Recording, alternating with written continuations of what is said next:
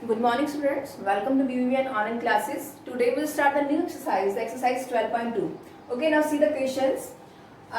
Question number 1 is express the following numbers in the standard form. Standard form means जैसे इस हिसाब से लिखना है आपको, okay? Standard form में लिखना है आपको. तो स्टैंडर्ड फॉर्म में लिखने के लिए लाइक ऐसे ये आपको ये स्टैंडर्ड फॉर्म दिया हुआ है, ठीक है. तो अब ये जो है ये यूजुअल फॉर्म है और इसको आपको स्टैंडर्ड फॉर्म में कन्वर्ट करना है. तो वो करने के लिए अगर देखिए, अगर मैं यहाँ पे ये है 0.0000, ये कितना टाइम्स है 1 2 3 4 5 6 7 8 9 10 11 टाइम्स है ये, ओके. 0 देन 85 है, तो मुझे ऐसे लिखना है कि 8.5, ठीक है. इस हिसाब से मतलब 8.5 या कुछ 10 रेज़ टू पावर कितनी भी पावर हो सकती है. तो वो करने के लिए आपको इतना पता है कि अगर मेरे को 85 है, सपोज दैट आई हैव 85, तो 85 को मुझे 8.5 लिखना है, ठीक है. तो मैं क्या करूंगी, मैं 10 से डिवाइड कर देती हूँ, 10 से ही मल्टीप्लाई कर देती हूँ, बिल्कुल. क्योंकि अगर मैं 10 से डिवाइड करूंगी और 10 से ही मल्टीप्लाई करूंगी तो मैं इसको 8.5 इंटू 10 तो लिख ही सकती हूँ.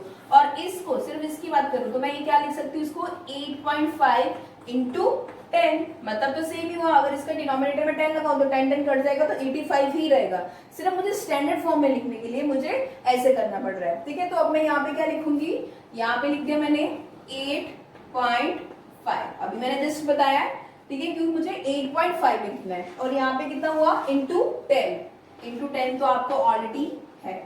अब यहाँ पे देखिए नीचे अगर मैं बात करूं, अगर हमें ऐसा होता है हमारे पास लाइक 0.239, ठीक है, तो हम क्या लिखते हैं इसको, अगर डेसिमल को इसको हटाना है तो डेसिमल को हटाने के लिए हम लिखते हैं 1, डेसिमल को हटाया 1, आगे जितने डिजिट्स है उतने जीरोस आ जाते हैं. मेरा 3 डिजिट्स, यहाँ पे 3 जीरोस आ जाएंगे, ओके. बट यहाँ पे बात करें तो यहाँ पे कितने 1 2 3 4 5 6 7 8 9 10 11 12 13, there are 13 digits after decimal. तो यहाँ पे मैं ऐसे लिखूंगी ना, फिर बिल्कुल 10 रेज़ टू पावर, यहाँ पे कितना होगा 1, और यहाँ पे कितने लिखूंगी 13 जीरोस हैं, तो 10 रेज़ टू पावर 30 लिख सकती हूँ, rather than 10 into 10 into 10 into 10. ये 13 टाइम्स लिखने से अच्छा है मैंने 10 रेज़ टू पावर कितना लिख दिया, 30 लिख दिया, ठीक है. फिर आपके पास फॉर्मूला होता है कि अगर आपके बेस सेम है, ओके, और पावर, अगर बेस सेम है और पावर डिफरेंट है और वो डिवाइड हो रहा है, तो फॉर्मूला होता है, आपको फॉर्मूला आता है a raise to power m divided by a raise to power n. तो ये उसको क्या लिख देते हैं, m माइनस n. तो हम यही फॉर्मूला में अप्लाई करूंगी यहाँ पे. ये तो 8.5 रहा आपका, तो ये 10 है, तो 10 रेज़ टू पावर 1 है, यहाँ पे कुछ नहीं है तो यहाँ पे 0 नहीं होता, 10 रेज़ टू पावर 1 है, तो ये कितना हो गया, ये फॉर्मूला यूज करूंगी m माइनस n. इसको m है, ये n है, तो 1 माइनस 13 हो गया. तो you can write 8.5 into 10 raise to power minus 12. तो ये आपकी स्टैंडर्ड फॉर्म बन गई, ओके. अब नेक्स्ट वाला देखिए, अब ये कितना है 602, और इसके बाद इतने सारे जीरोस हैं, तो इसको भी स्टैंडर्ड फॉर्म में लिखना है. अगर मेरे को 602 है तो मैं इसको ऐसे लिख सकती हूँ ना, 6.02, ठीक है. तो 6.02, अभी चलो इसको फिर से एग्जाम्पल ले लेते हैं. 602 है तो मुझे लिखना है यहाँ पे 6.02. तो मैं क्या करूंगी, इसको 100 से ही डिवाइड करूंगी और 100 से ही मल्टीप्लाई करूंगी.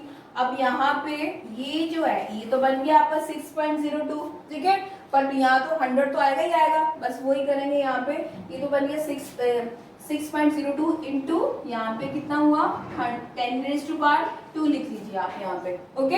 अब यहाँ पे अगर मैं यहाँ बात करूँ तो यहाँ पे कितने जीरोस हैं, 602 के बाद कितने जीरोस हैं, 1 2 3 4 5 6 7 8 9 10 11 12 13, ठीक है. There are 13 zeros are there. तो हम इसको ऐसे लिखेंगे इंटू 10 रेज़ टू पावर 13, ये आएगा ना यहाँ पे 6.02 इंटू 10 रेज़ टू पावर 2, और यहाँ पे कितना है, कितने जीरो, यहाँ पे 13 जीरो थे तो 10 रेज़ टू पावर 13 आ गया. अब आपके पास वो फॉर्मूला होता है a, ये वाला a रेज़ टू m और a पावर n. अगर बेस सेम हो तो पावर z हो जाती है, तो हम क्या लिख देंगे, m प्लस n लिख देंगे. तो यहाँ पे कितना आएगा आपका 6.02 into 10 raise to power 2 plus 13. So the answer is 6.02 into 10 raised to power 15. This is yours answer. Okay? अब ये दोनों डिफरेंट थे तो मैंने ये डिफरेंट क्वेश्चंस ले लिए. अब यहाँ पे जैसे ये क्वेश्चन है आपका, अब ये क्या, express the following number in the usual form, ठीक है. ये यूजुअल फॉर्म में था, ये आपका यूजुअल फॉर्म में था, आपको इसको स्टैंडर्ड फॉर्म में लिखना था। अब ये आपका स्टैंडर्ड फॉर्म है, इसको यूजुअल फॉर्म में लिखना है। वो करने के लिए मैं क्या करूंगी, यहाँ पे 302 आएगा और मैं इसका अगर डेसिमल हटाती हूँ तो आगे 2 डिजिट्स है तो 2 जीरोस आ जाएंगे, तो ये कितना आएगा 1 और 2 जीरोस यहाँ पे लगा दीजिए। और यहाँ पे कितना हुआ 10 रेज़ टू पावर -6। ओके, अब यहाँ पे m/n ये पावर सेम है, यहाँ पे ये वाला फॉर्मूला लगाएंगे। अगर बेस सेम है और पावर डिफरेंट है तो इसमें ये फॉर्मूला लगा सकते हैं। तो ये कितना होगा 302 इंटू 10 रेज़ टू पावर -6, यहाँ पे कितना 100, तो इसको 10 रेज़ टू पावर 2 भी तो लिख सकती हूँ मैं, ठीक है। तो ये ऊपर गया साइन, तो ये कितना होगा नेगेटिव, तो ये कितना हो गया आपका -2। ओके, तो यहाँ पे कितना आ जाएगा आपका answer 302 into 10 raise to power -8 हुआ ना यहाँ पे 302, और यहाँ पे कितना हो गया 10 रेज़ टू पावर -8 हुआ। ओके, तो इसको यूजुअल फॉर्म में तो लिखा ही नहीं है, तो अभी स्टैंडर्ड ही है, ठीक है। मतलब 302 और इंटू 10 रेज़ टू पावर -8 है, तो इसको क्या करेंगे, यहाँ पे आया आपका 302 और 10 रेज़ टू पावर 8 है, तो 8 बार लिखेंगे, 1 2 3 4 5 6 7 8।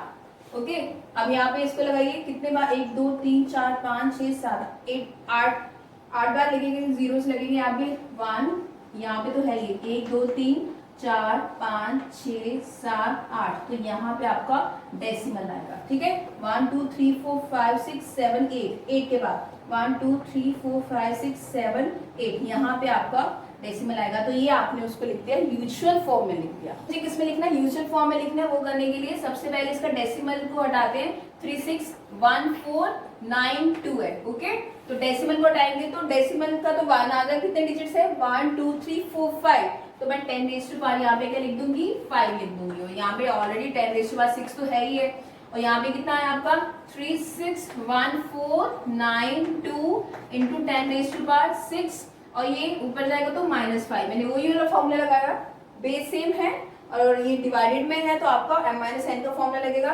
तो यहाँ पे कितना है आपका आंसर 3, यहाँ पे लिखेंगे हम, यहाँ पे आ जाएगा आपका दैट इज 36149 और यहाँ पे 10 raise to power 6 -5 that is 10 ही आएगा, तो इसको मल्टीप्लाई कर देंगे तो ये आपका यहाँ पे 0 आ जाएगा। Okay, now see the next question. चलिए क्वेश्चन देखिए, question number 4। In a stack there are 5 books. Stacks means shelf से होती है ना वो, ठीक है, जो लाइब्रेरीज में होते हैं स्टैक्स से, उसमें बुक्स वगैरह रखी जाती हैं। तो कह रहे there are 5 books each of thickness 20 millimetre, okay, and 5 paper sheet each of thickness 0.016 millimetre. What is the total thickness of the stack. तो वो जो स्टैक है उसकी जो आपकी टोटल थिकनेस है वो निकालनी है। तो सबसे पहले लिखते हैं कि थिकनेस कितनी है, थिकनेस इज इक्वल्स टू, सबसे पहले कितनी 20 mm है।